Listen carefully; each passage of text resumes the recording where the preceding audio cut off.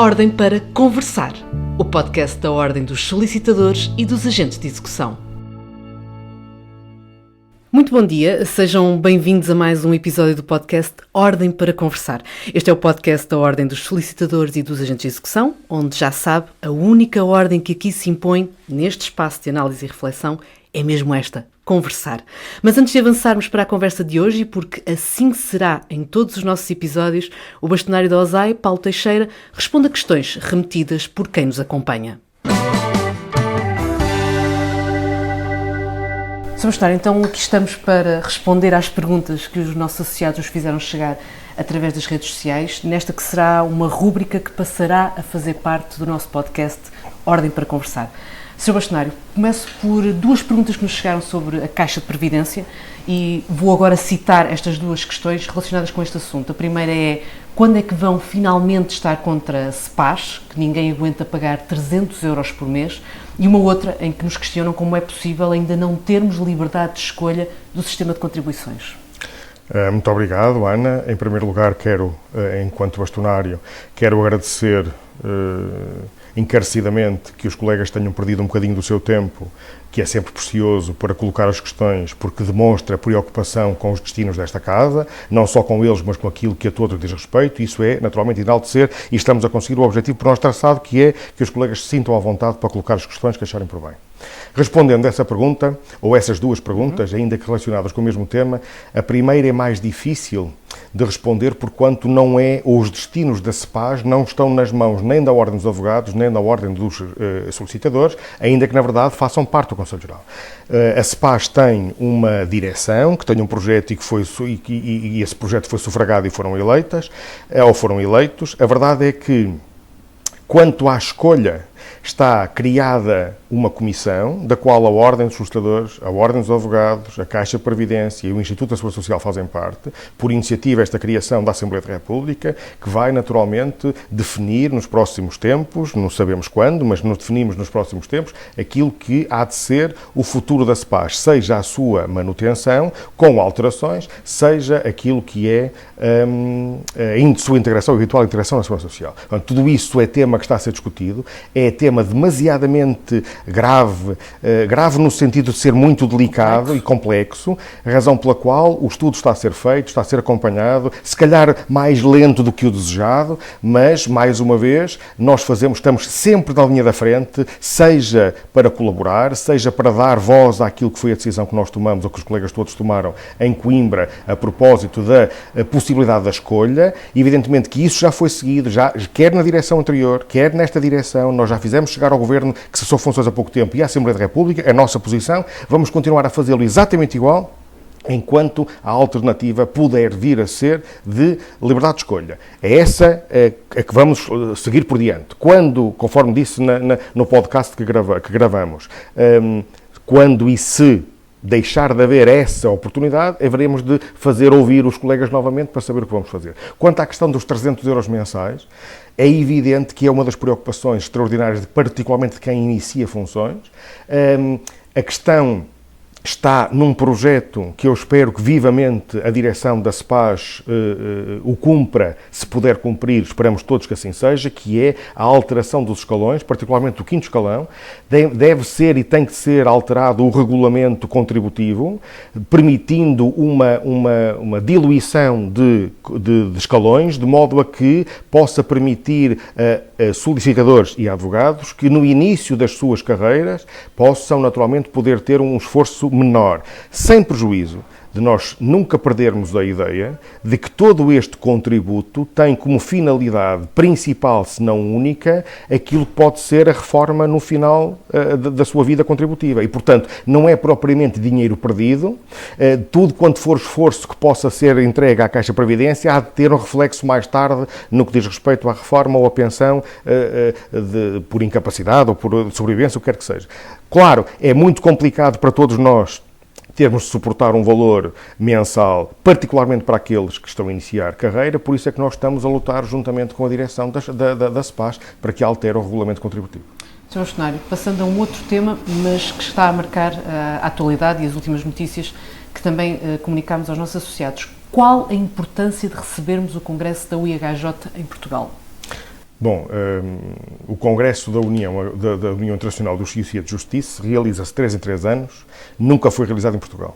A União Internacional dos Justiça de Justiça é nossa parceira, quase que podíamos transformar a UIJ como uma mãe da existência dos solicitadores de execução ao tempo, porque só a participação direta da UIJ permitiu que nós tivéssemos ou continuássemos e víssemos chegar a bom porto aquilo que foi o nosso projeto de criação em Portugal da reforma da ação executiva. Portanto, só por aí se vê a importância que a UIJ tem. É evidente que o marco fundamental, o marco principal daquilo que é a existência da UIJ celebra-se de 3 em 3 anos, tem vindo a ocorrer em muitos países do mundo, também na Europa várias vezes, só que nestes últimos 20 anos, nos quais a OSAI faz parte a partir do momento em que houve a reforma da ação executiva, nunca foi realizado em Portugal, e é um congresso que reúne ou pode reunir em potência cerca de 94 países do mundo todo. Realizá-lo em Portugal, em parceria com a OSAI, só isso é suficiente para demonstrar o marco indelével que vai constituir a organização desse congresso em Portugal. Agora uma questão mais ampla, que também nos fizeram chegar. O que faz falta para o solicitador ganhar o respeito que é inatamente reconhecido a um advogado? Pois, essa é uma das lutas que nós temos. Eu exerço a atividade há 34 anos e continuo a achar que essa luta é uma luta que não está longe de estar perdida, mas é uma luta que, com tantos adversários, passo a expressão, é uma luta que não pode parar e que vai ganhando paulatinamente frutos. É evidente que nós queríamos que hoje em dia a sociedade em geral reconhecesse ainda mais o papel fundamental do solicitador. Isso é algo que nós temos vindo a conseguir nos últimos anos. Não tem a ver com a direção A ou a direção B. É um conjunto de iniciativas que a Ordem tem vindo a levar, ou esta Casa tem vindo a levar ao longo dos anos, que vai continuar a fazê-lo. E há de chegar um momento, aliás já são visíveis os sinais do respeito. Basta pensar que a esmagadora maioria das iniciativas, quer do Governo, quer da Assembleia da República na área da Justiça, passam necessariamente por chamar os solicitadores e a sua ordem, e só isso demonstra a importância, não é só o cumprimento de uma obrigação, e naturalmente que esse caminho há de ser feito de modo a que, de uma forma natural, se consiga chegar junto da sociedade em geral, com a importância inata, como o colega que fez a pergunta, que o advogado tem. É evidente que nós estamos a falar de uma profissão, a do advogado, que tem aquilo que são as suas funções e aquilo que ela representa, tem centenas e centenas, nós também temos, não é? Mas eles têm mais, só que a verdade é que solicitador e o que faz, ganhou um expoente extraordinário nos últimos 20 anos, mas é caminho que temos que continuar a fazer. Passamos agora para a ação executiva. Uma outra pergunta. Por que razão se insiste na distribuição de processos executivos? Faz parte do nosso programa eleitoral, e que foi sufragado pela maioria dos colegas, que o modo mais justo e equilibrado de proteger os interesses do cidadão, de proteger os interesses da justiça, no que a ação executiva diz respeito, não pode passar por ter laivos de mercantilismo. Por mais que nós possamos pensar que um processo de nomeação direta de alguém a um agente de execução, que o agente de execução vai estar sempre perfeitamente consciente daquilo que são ou daquilo que é a sua independência, a sua imparcialidade, a partir do momento em que é estabelecida uma relação com o agente de execução, através do exequente ou do seu mandatário, fica naturalmente inquinada, quer queiramos, quer não, aquilo que há de ser e que caracteriza e é o sucesso da função, a sua independência e a sua imparcialidade. A distribuição cega, a distribuição, imaginemos, por escala alfabética, uma coisa qualquer, também não é a solução. Mas é fácil, estamos a prepará-lo, já o propusemos, ainda que em termos abstratos, é fácil que nós possamos criar um algoritmo que permita privilegiar os agentes de execução, aqueles que têm os processos em dia, aqueles que não têm antecedentes disciplinares e um conjunto de outros fatores que não tenham intervenção humana, portanto que não haja subjetividade, para privilegiar por um lado e por outro lado distribuir. É infelizmente notícia, dá anos a esta parte e que não queremos que continue a repetir, aquilo que são os aspectos muito negativos ligados à concentração de processos em mega escritórios. Portanto, todos facilmente já perceberam que essa concentração não é boa nem para os próprios, mas muito menos menos bom será para os próprios executados, para o próprio sistema, para a própria administração da justiça. Portanto, é nosso interesse, é nossa vontade e vamos naturalmente levar por diante, propondo a alteração do modo de intervenção do agente de execução, apelando à sua distribuição, indiscutível. Por fim, uma pergunta sobre o que estamos aqui a fazer, sobre comunicar. Tenho reparado, estou a citar, em alguns comentários a questionar o modelo de comunicação da OSAI, principalmente nas redes. O que tem a dizer sobre isso? Olha, nós temos o privilégio de ter, é difícil estar a falar disso porque eu estou a falar com um dos membros desse departamento. Mas a verdade, faça de conta que não está cá. Mas nós temos o privilégio de contar com o Departamento de Comunicação, que tem feito, desde que eu sou bastonário, antes já o fazia, mas falo no meu mandato, tem feito um trabalho absolutamente extraordinário no que diz respeito à comunicação e àquilo que é o dever de comunicar, o dever de dar nota daquilo que a OSAI faz e quais são as procurações e até mesmo ter o feedback dos colegas. Portanto, esse trabalho está a ser feito. Que possa ser melhorado, não tenho dúvida nenhuma, porque sempre poderá ser melhorado. Há, eventualmente, ou podemos ter a percepção e não a consciência direta do mesmo, a percepção de que pode haver um lapso de comunicação, que podíamos ainda, particularmente para dentro, comunicar ainda mais. Se calhar é verdade. E se nós chegarmos à conclusão que falta mais informação para os colegas, estou absolutamente convencido que o nosso Departamento de Comunicação, por indicação minha, vai levar por diante exatamente esse mesmo propósito de cada vez mais informar e mais. Muito obrigado, Sr. Bastonário. Já sabem, faremos sempre chegar informação sobre como e quando poderá apresentar a sua questão e no próximo episódio do podcast Ordem para Conversar, cá voltaremos a estar. Muito obrigado. Muito obrigado, eu.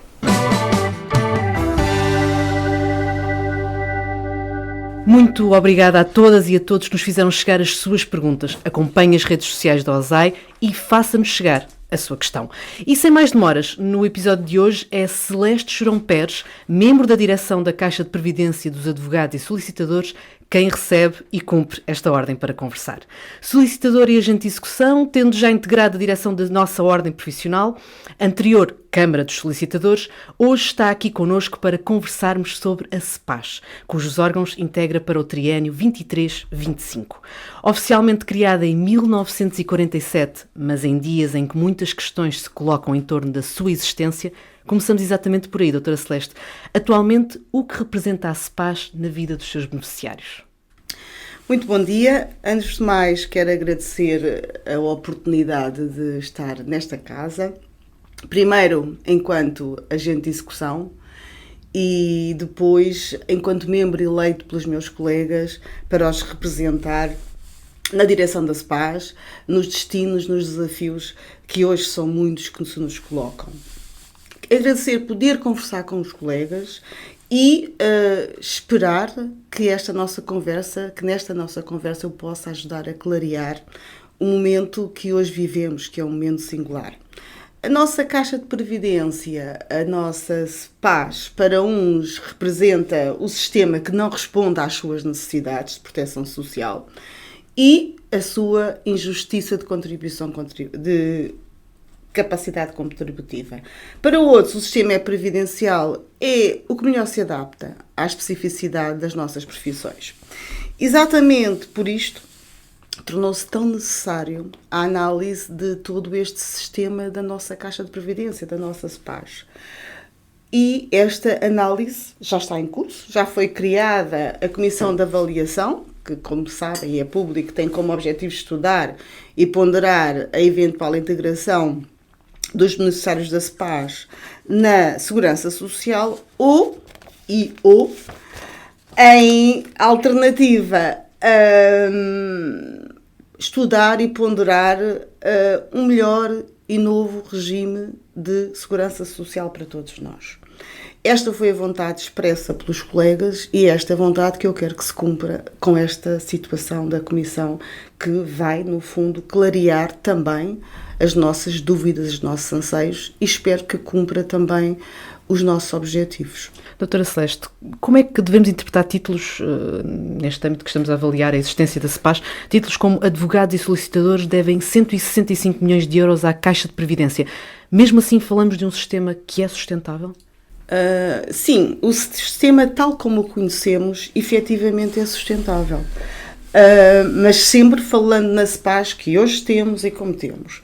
E o relatório de sustentabilidade, e muito se fala sobre o relatório de sustentabilidade, mas este relatório foi feito de uma forma completamente imparcial, por outra empresa que não a ONU, que até agora a fazia, e o que nos diz o relatório de sustentabilidade é que de 2023 em diante, os ativos imobiliários da CEPAS vão crescer. E vão crescer até cerca de 674 milhões de euros, que se prevê ser este valor em 2037. Este aumento, e falar-se-á, é um valor enorme, sem dúvida que é, mas este aumento é justificado pela expectativa da rentabilidade dos ativos da CEPAS, mas, na sua essência, porque no ano transato, em 2023, a direção da CEPAS alterou o modelo de investimentos. E neste sentido acreditamos que tomamos a melhor decisão e que nos próximos anos os ativos continuarão a crescer. Depois, face aos estudos feitos, eu vou-me reportar uma vez aos estudos feitos que eu efetivamente acredito serem efetivos e reais, existe sustentabilidade do sistema como hoje o que nós conhecemos. O que, na prática, quer dizer que a CEPAS consegue responder às suas responsabilidades e, acima de tudo, responder cabalmente aos direitos já constituídos e também, que é muito importante, aos direitos de informação. Mas a sustentabilidade da CEPAS, tal como nós a conhecemos, tem desafios. Desafios como todos os sistemas têm, nomeadamente desafios de ordem demográfica, não é? Como o aumento da esperança média de vida, a redução da natalidade com a consequente redução do número de contribuintes, o envelhecimento da população ativa e o que é importante é que estes regimes têm que ser acompanhados, têm que ser monitorizados, de forma a que seja possível, a par e passo, tomar as medidas necessárias e não nos mantermos estagnados no modelo que temos sempre dizemos que é o perfeito. Poderá ser o perfeito ou não, mas se ele não se adaptar à realidade da sociedade, se ele não se adaptar à realidade dos seus contribuintes, então esse sistema, qualquer que ele seja, não vai funcionar. Doutora Celeste, ao mesmo tempo que foi anunciado recentemente o arranque da cobrança coerciva pela Segurança Social, a Ordem dos Advogados deu a conhecer que está disponível para apoiar nas ações judiciais de cobrança de contribuições quem comprovadamente não tenha condições financeiras para pagar estas contribuições. Pergunto-lhe, é o que está maioritariamente aqui em causa? É dificuldades em fazer face aos encargos associados à CEPAS? Durante o ano 2023 foi feito um trabalho exaustivo, quer pela direção, quer pelos serviços da CEPAS. Foram feitas mais de 30 reuniões de trabalho, com vista à implementação do sistema coercivo, do sistema de cobrança coerciva dos créditos da CEPAS. A recuperação dos créditos é extremamente importante para que se possa garantir a igualdade, a equidade, a solidariedade entre todos os colegas e todos os beneficiários, porque o facto é que não podemos desconsiderar que nesta igualdade e equidade cerca de 75% dos colegas cumprem e têm as suas obrigações em dia, têm as suas contribuições em dia. Agora, é facto que muitos colegas que não têm a sua contribuição em dia não é porque não queiram pagar, mas muitos porque efetivamente não conseguem pagar.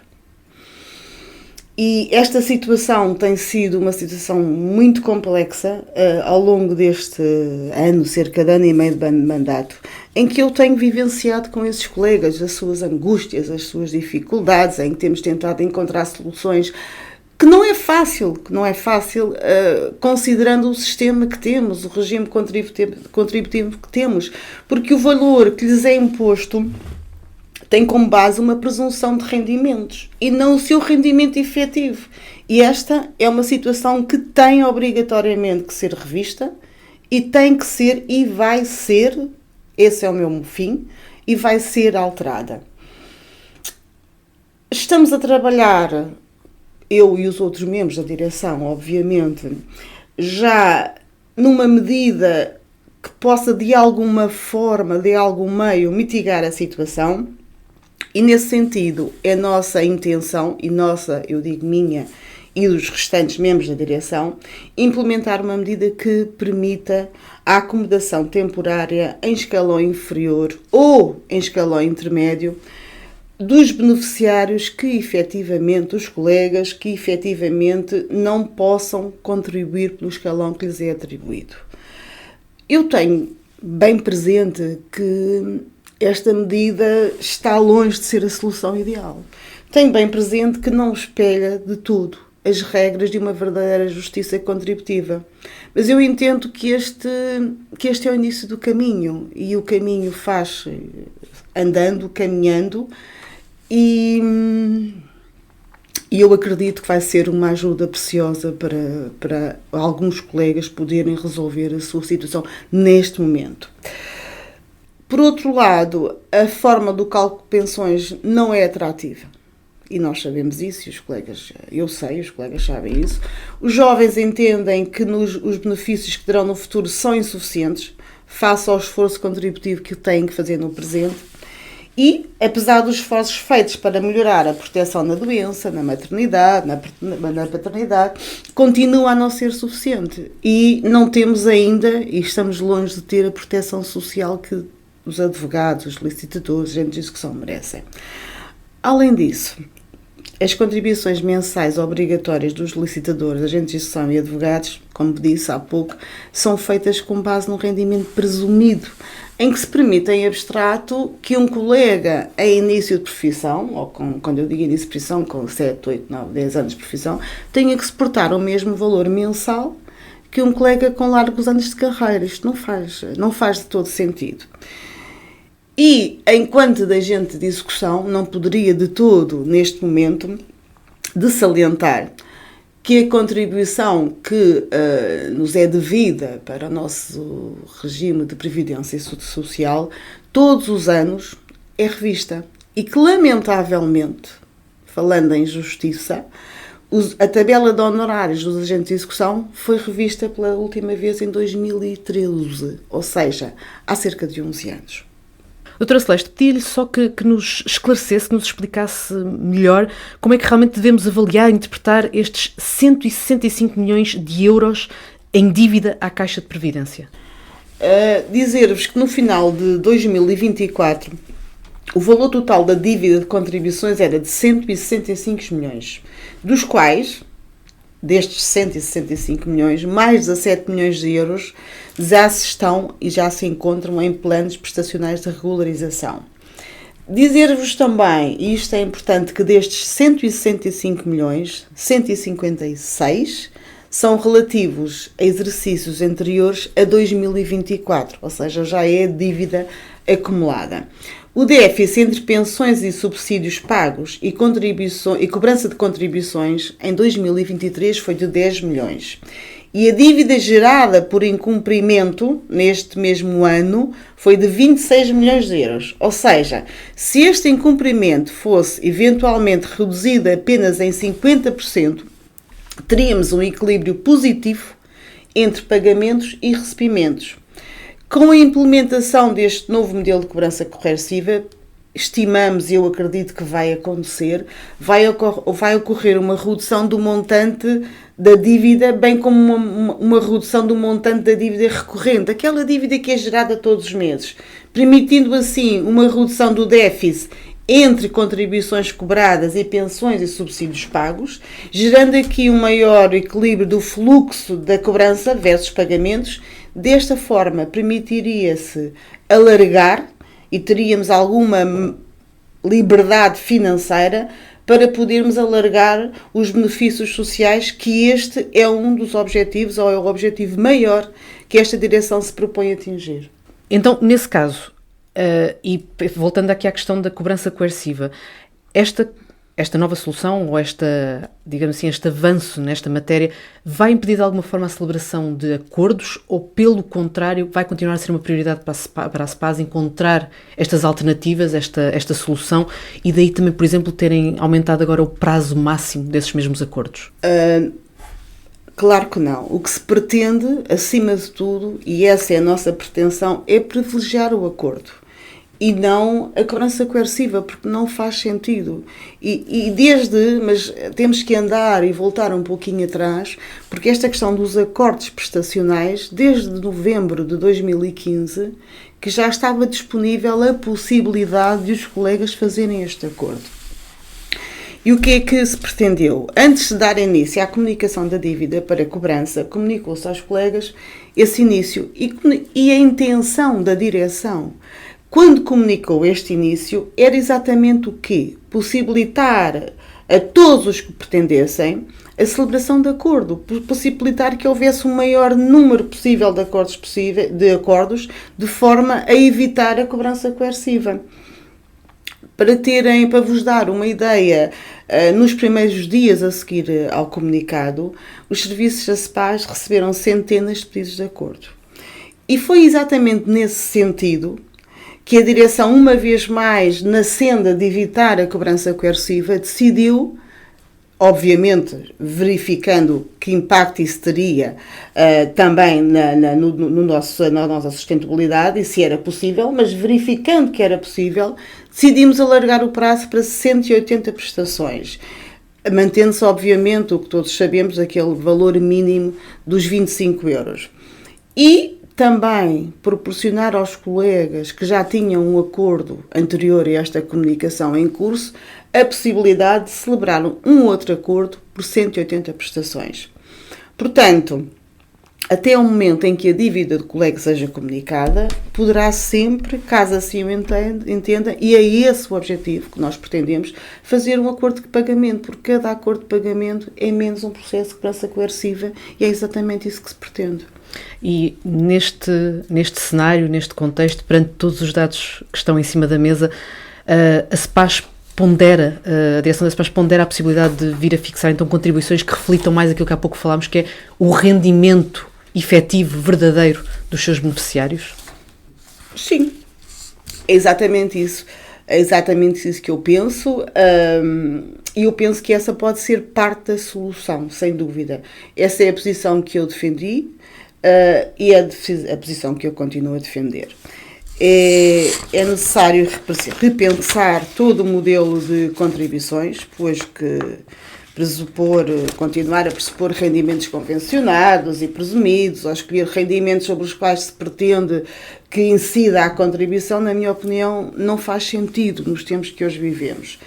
Temos, sem dúvida, que olhar para os rendimentos reais de cada um dos nossos beneficiários, dos nossos contribuintes. Os colegas têm que ser olhados individualmente e tal solução tem que ser equacionada, deveria ter sido equacionada ontem, mas temos que equacionar de uma forma muito concreta, de uma forma muito rigorosa, com estudos que nos permitam verificar qual o impacto desta medida. Mas temos que verificar o impacto desta medida, primeiro no esforço contributivo dos nossos beneficiários, mas também na formação da sua carreira contributiva e entender se, alterando o modelo contributivo, essa é a solução ou não que defende melhor o futuro dos colegas. Eu penso que isto é extremamente importante, esta ponderação. Na realidade atual da CEPAS que hoje temos, importa analisar e discutir o princípio da capacidade contributiva de cada um dos nossos beneficiários e, acima de tudo, importa também ter respeito por essa capacidade contributiva. Mas também de uma forma séria, como dizia, reestudar o impacto que esta alteração terá, também na necessária garantia que deste modo, e eu digo sempre isto, podemos continuar a assegurar os direitos adquiridos e os que estão em informação na realidade, e eu digo sempre isto porque o processo é de mudança, na realidade da previdência que hoje temos. Estamos já a trabalhar neste tema e tivemos já a oportunidade de partilhar com a Sra. Ministra da Justiça, no último dia 13 de maio, a nossa intenção. Aguardamos apenas neste momento que a Direção-Geral da Autoridade Tributária nos informe sobre os dados estatísticos dos valores de rendimentos das nossas profissões, sendo que, após que recebamos essa mesma informação, vamos analisá-la, estudá-la mas o que pretendemos é implementar 2 medidas que serão a alteração dos escalões contributivos, nomeadamente com a criação de um escalão intermédio entre o 4º e o 5º escalão, e a criação de escalões mínimos diversificados com cláusula de salvaguarda, exatamente, novamente, para os colegas que não possam, de alguma forma, estar naquele escalão. E a acomodação temporária em escalão inferior ou em escalão intermédio dos colegas que, comprovadamente, não possam efetivamente contribuir pelo escalão mínimo que lhes é aplicável. Perante tudo isto e estando, digamos assim, havendo a convicção de que é preciso ajustar e estudar muita coisa, pergunto-lhe, a Caixa de Previdência continua a fazer sentido ou no futuro, digamos assim, poderemos vir a assistir realmente à implementação da liberdade de escolha do sistema a que cada um pretende usufruir, digamos assim? Sim, para mim faz sentido. Se pensarmos isto, teríamos que pensar em muitas vertentes. Se pensarmos na liberdade e independência da nossa profissão e se pensarmos na especificidade do exercício das nossas profissões, eu garanto a nossa liberdade e da nossa autonomia. Mas também temos de ter bem presente que o futuro da CEPAS estará sempre dependente das profissões de solicitadores, agentes de execução e advogados. E uma vez que fica dependendo exclusivamente de um setor de atividade, a Caixa de Previdência estará sempre dependente do desenvolvimento e expansão destas profissões. E nesta realidade estará completamente desprotegida de fenómenos económicos negativos, como já acabou no passado, e que tem que gerir com os seus próprios recursos. Agora, se pensarmos que todos nós também somos contribuintes, pagamos os nossos impostos, contribuindo para a receita do Estado, faria, para mim, conceptualmente sentido, que aqui também existisse uma participação do Estado. Mas isso é outra discussão, para outra sede, para outro foro. Na minha opinião, a CEPAS só fará sentido se obrigatoriamente conseguir adaptar-se às novas realidades da vida dos seus beneficiários e se tornar capaz de responder às suas necessidades de proteção social, mas com um regime especial que se adeque à especificidade de cada uma das nossas profissões. E terá que ser seguramente com um novo modelo de previdência e de proteção social para os seus beneficiários e para todos os colegas. É facto que o sistema tem, ao longo dos tempos, tem vindo a fazer um esforço de aperfeiçoamento, no sentido de acrescentar à reforma um conjunto de benefícios sociais que tem a ver com a maternidade, tem a ver com a doença, tem a ver, de uma forma geral, com a incapacidade de trabalhar. Mas o facto é que ainda se revelam manifestamente insuficientes.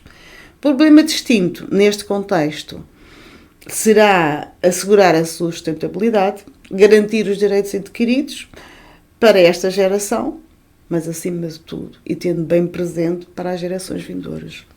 Ou seja, o futuro da CEPAS passará sem dúvida alguma por essa busca constante de novas respostas, sendo que ainda é possível inaugurar novas respostas no âmbito da intervenção da CEPAS. Sim, eu acredito que sim.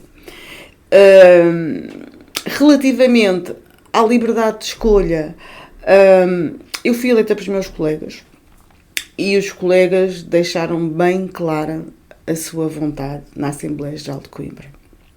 Esse tem sido e é o meu caminho e essa é a minha luta. Fazer cumprir a vontade expressa pelos senhores solicitadores, em discussão pelos meus colegas, para que possam ter um sistema justo e adequado à atualidade dos tempos que hoje vivemos e, por isso, a classe, todos nós, exigimos ao poder político o direito à escolha. Nesse sentido, em novembro de 2023 já foi criada a Comissão de Avaliação, com o objetivo de estudar ou a eventual integração ou em alternativa a um outro modelo de previdência. Eu tenho bem presente que este processo será longo e vai exigir de todos os envolvidos muita prudência na análise, muita prudência na decisão, mas acredito que este pode ser o início da mudança dos paradigmas, da forma como nós olhamos quer para o dever e forma de contribuir, quer como deverão ser constituídos os nossos direitos e, consequentemente, os benefícios.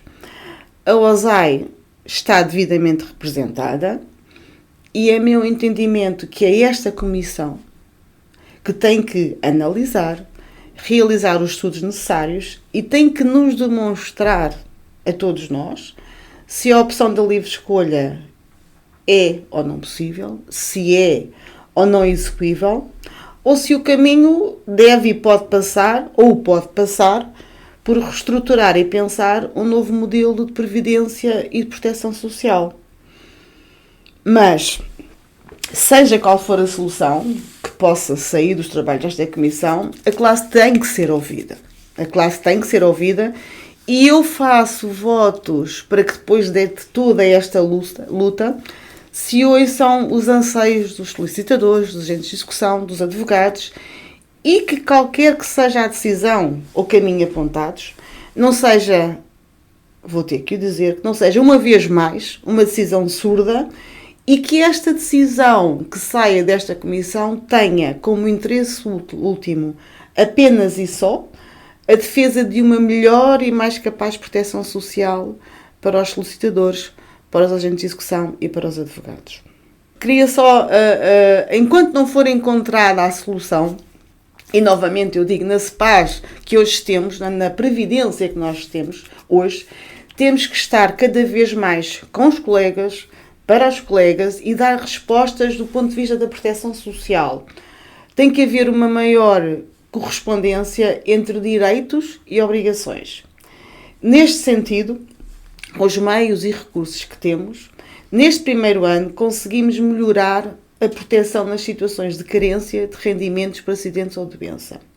E alargámos o prazo de proteção de carência para 12 meses, assegurando que este prazo de proteção fosse igual para todos os colegas, independentemente do escalão em que se encontrem.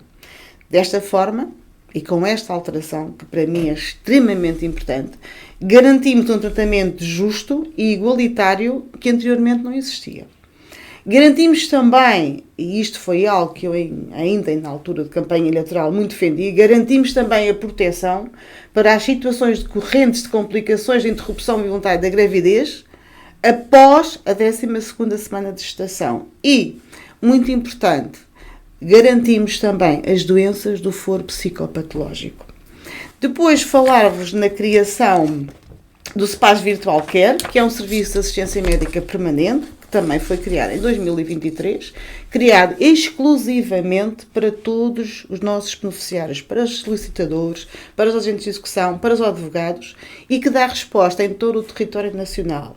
Passou só a informação que tem consultas médicas 24 horas, médico a domicílio, consultas de psicologia, consultas do sono, médico de família, transporte urgente, entre outros. Também no ano 2023 foi inaugurado o posto médico da CEPAS no Arquipélago da Madeira e foram reforçados os serviços médicos do posto de Lisboa. Estamos longe ainda de tudo o que é necessário, mas estamos a trabalhar para os colegas. Doutora Celeste, eu creio que concluímos da melhor forma, até num tom informativo, porque lá está, que esta seja mais uma via para levar a todos os beneficiários as informações, os benefícios, os elementos para que possam realmente tirar usufruto desta caixa de previdência. Portanto, assim concluímos mais uma conversa. Muito obrigada, doutora Celeste, pelo exemplar cumprimento desta Ordem para Conversar. E muito obrigada também a si que nos acompanha. O Ordem para Conversar regressa a 7 de junho e o próximo convidado será revelado antes, como sabe, nas redes sociais da OSAI. Para ficar a par de tudo, siga-nos no Instagram, Facebook, LinkedIn, Threads e Rede X. E, claro, adira ainda ao WhatsApp da OSAI. Quanto a nós, cá o aguardamos neste que é o podcast da Ordem dos Solicitadores e dos Agentes de Execução, onde já sabe, a ordem é só uma: conversar. Muito obrigada, doutora Celeste.